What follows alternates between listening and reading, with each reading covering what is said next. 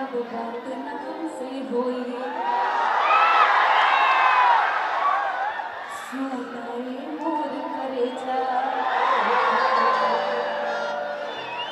दिल बड़ा तू जवन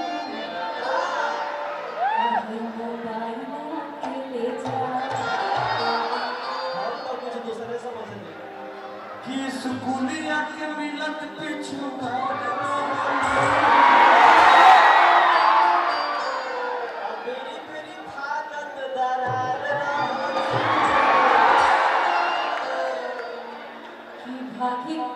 भागे खातिर